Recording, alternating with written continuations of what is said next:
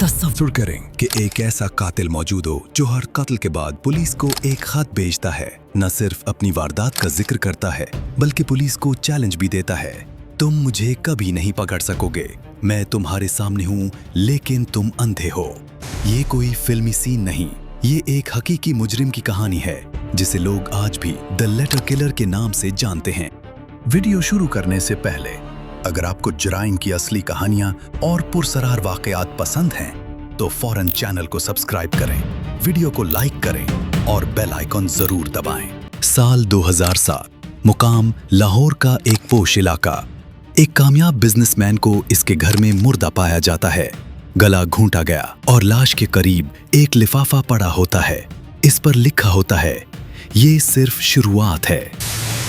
Police पहले तो इसे इत्तफाकिया समझती है, लेकिन जब दूसरी वारदात में भी ऐसा ही खत मिलता है तो उनके होश उड़ जाते हैं। पुलिस ने खत का तज्जिया करवाया, ना कोई फिंगरप्रिंट, ना कोई डीएनए। लफ्जों की साख्त से लगता था कातिल पढ़ा लिखा, ज़हीन और नफ्सियाती तौर पर मुख्तलिफ इंसान है।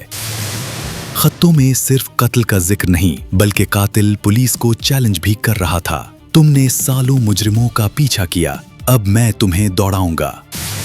हाइट हर कत्ल का तरीका अलग होता, लेकिन एक चीज मुश्तरक थी, खत।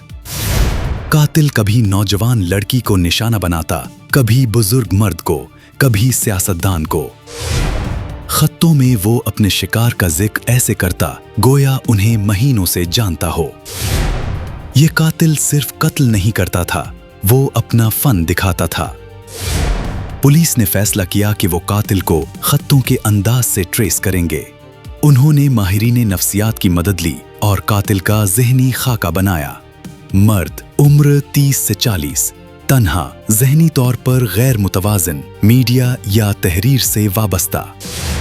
एक दिन पुलिस ने फैसला किया, हम एक झूठा खत अखबार में शाये करवाते हैं और कातिल को उकसाते हैं। और ये काम कर गया। कातिल ने जवाबी खत लिखा और पहली बार एक छोटा सा सुराख छोड़ गया। कातिल कभी पकड़ा नहीं गया, लेकिन आखिरी खत कुछ यूं था, अब मैं रुक रहा हूं क्योंकि तुम्हारे जैसे लोग मेरे काबिल नहीं।